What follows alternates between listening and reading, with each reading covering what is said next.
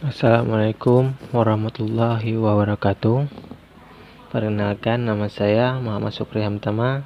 Saya berasal dari Fakultas FKIP, jurusan Pendidikan Matematika. Di sini saya akan menjelaskan relasi, materi tentang relasi. Mungkin teman-teman bertanya, apa sih itu relasi? Mungkin dalam dunia bahasa Indonesia, relasi itu adalah suatu penghubung antara benda satu dan benda lain. Mungkin teman-teman bertanya, apakah relasi ada dalam dunia matematika? Ya ada. Apa sih relasi dalam dunia matematika? Mungkin teman-teman bertanya gitu. Ya, relasi dalam dunia matematika itu menyatakan hubungan antara satu anggota himpunan dengan anggota himpunan lain. Nah, misalkan himpunan A dan himpunan B itu dikatakan memiliki relasi jika ada anggota himpunan yang saling berpasangan. Misalkan anggota A dan anggota B itu berpasangan. Nah, maka berhak dikatakan relasi. Jika A dan B itu tidak berpasangan, maka mereka tidak bisa dikatakan sebuah relasi. Nah, mungkin teman-teman bertanya lagi, apakah relasi memiliki sifat? Ya, relasi memiliki sifat. Relasi itu memiliki 5 sifat. Di antaranya yang pertama yaitu sifat reflektif. Nah, sifat reflektif itu misalkan R sebuah relasi yang didefinisikan dalam himpunan P. Nah, relasi R dikatakan bersifat reflektif jika untuk P termasuk himpunan P besar. Nah, berlaku juga P kecil, P kecil termasuk himpunan R. Misalkan kan P kan termasuk dalam himpunan R, maka kan P1 1,1 2,2, 3,3, itu termasuk dalam himpunan R. Maka itu yang disebut sifat reflektif.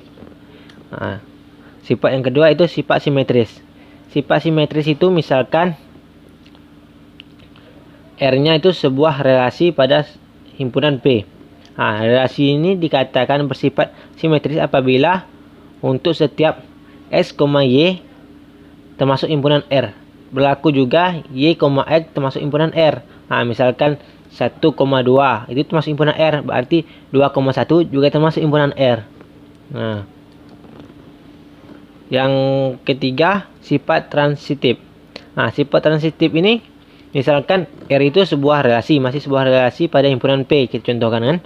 Nah, jadi relasi R itu bersifat transitif apabila untuk setiap XY itu termasuk himpunan R, YZ termasuk himpunan R.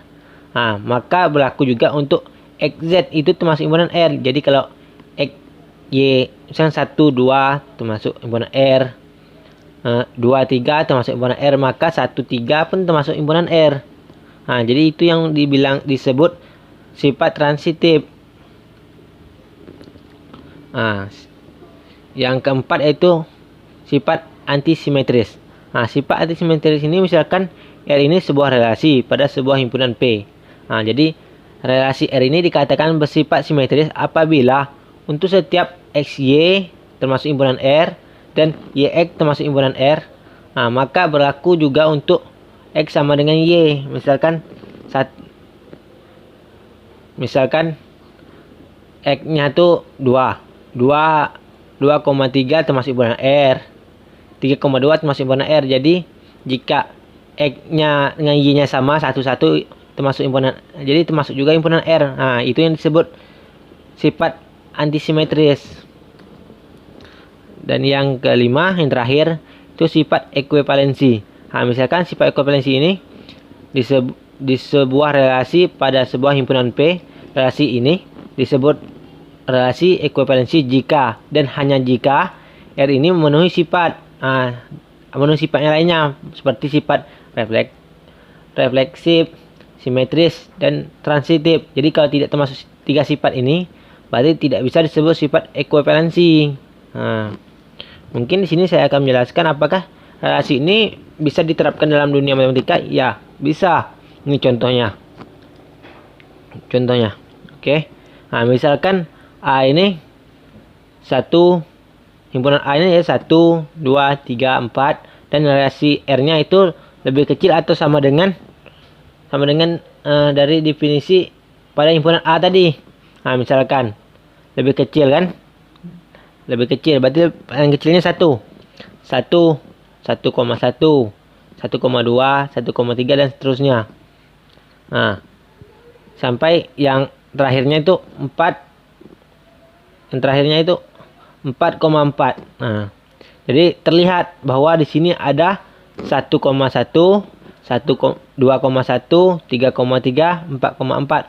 Nah, jadi ini merupakan unsur dari R. Nah, dengan demikian kita bisa menyatakan itu masuk sifat yang mana. Nah, ini yaitu termasuk sifat reflektif. Jadi contoh ini yang kita ambil ini termasuk sifat reflektif. Nah, mungkin teman-teman bisa paham. Mungkin ini saja yang dapat saya jelaskan. Jika terlebih dan terkurang saya mohon maaf. Saya akhiri dengan wabillahi taufiq wal hidayah. Assalamualaikum warahmatullahi wabarakatuh.